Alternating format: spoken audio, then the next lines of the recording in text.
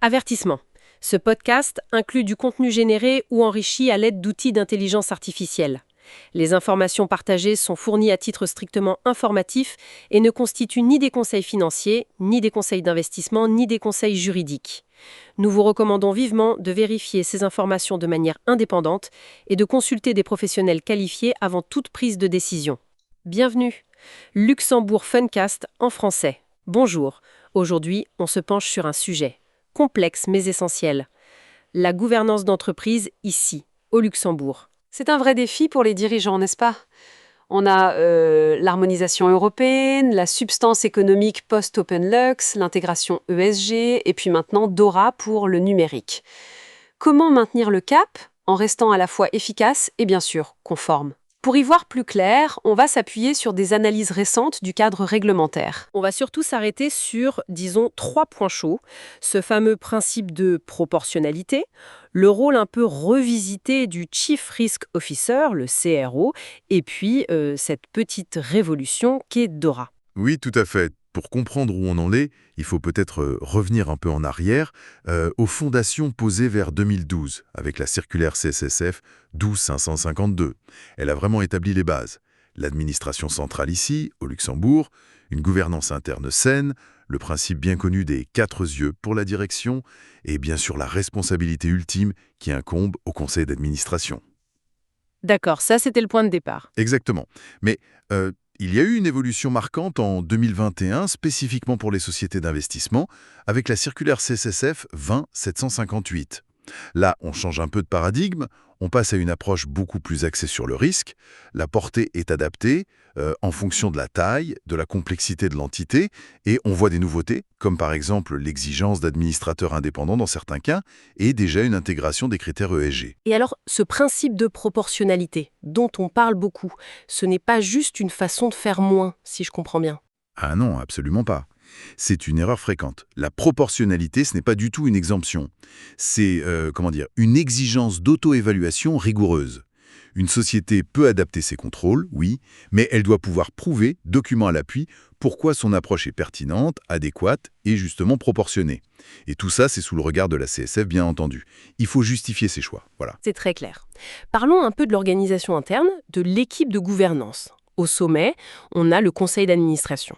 Son rôle, définir la grande stratégie, l'appétit pour le risque et bien sûr superviser l'ensemble. L'importance de l'aptitude collective est soulignée. Ça veut dire formation continue, mais aussi diversité des profils. Âge, genre, expérience, pour avoir des débats riches. Et l'indépendance aussi, souvent via un président non exécutif.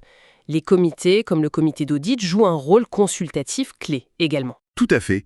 Et juste en dessous, si l'on peut dire, il y a la direction autorisée. Eux, ils sont sur le terrain, pour mettre en œuvre la stratégie au jour le jour. Ils opèrent sous ce fameux principe de responsabilité collective, les 4 yeux. Concrètement, ça veut dire que les décisions importantes nécessitent souvent une double validation, même si les tâches sont réparties en interne. Et tout ça s'inscrit dans le cadre bien connu des 3 lignes de défense. Brièvement, la première ligne, ce sont les équipes opérationnelles au quotidien. Puis la deuxième ligne, cruciale, les fonctions de contrôle indépendantes, la conformité avec le Chief Compliance Officer et la gestion des risques avec le Chief Risk Officer, le CRO. Indépendance et permanence sont leurs maîtres mots. Et enfin, la troisième ligne, c'est l'audit interne. Et justement, le rôle de ce CRO, il a été précisé très récemment. Il y a une nouvelle circulaire, la CSSF 24860, qui est applicable depuis fin septembre 2024. Alors attention, le CRO n'a plus formellement de droit de veto direct sur les décisions de la direction. Par contre, et c'est là toute la subtilité, il obtient un pouvoir explicite de contester, de challenger les décisions non seulement de la direction, mais aussi du conseil. Et s'il émet une objection, bien documentée et qu'on passe outre, eh bien l'enjeu pour l'entreprise d'un point de vue réglementaire, il augmente nettement. Ah oui, donc plus de veto direct, mais un pouvoir de contestation formel et documenté qui pèse plus lourd si on l'ignore. C'est un changement intéressant. Et à côté de ça, il y a de nouvelles pressions qui s'ajoutent, de nouveaux risques désignés. Oui. Il y a 2 fronts qui montent en puissance. D'abord, le ESG. Ce n'est plus juste un sujet soft ou de communication. La CSSF l'a bien clarifié, notamment dans la circulaire 2075 pour les sociétés d'investissement. Les risques environnementaux, sociaux et de gouvernance, eh bien, ils doivent être intégrés par le Conseil dans la stratégie globale. C'est devenu une attente prudentielle, une vraie exigence. Et le deuxième front, c'est le numérique, avec DORA, le règlement sur la résilience opérationnelle numérique. Ça change pas mal la donne, non? Oui, c'est une petite révolution, comme vous dites. DORA, en fait, ça hisse le risque lié aux technologies de l'information, le risque ICT, au même niveau que les autres risques prudentiels majeurs. Et la responsabilité de sa gestion, elle est clairement attribuée au conseil d'administration. C'est ultime et non délégable. Une circulaire récente, la CSF 25883, qui modifie celle sur l'externalisation, 22806, vient d'ailleurs aligner le cadre luxembourgeois. En gros, il faut un cadre de gestion des risques ICT très solide, une surveillance pointue des prestataires, surtout pour le cloud, et puis des clauses contractuelles assez strictes et souvent non négociables.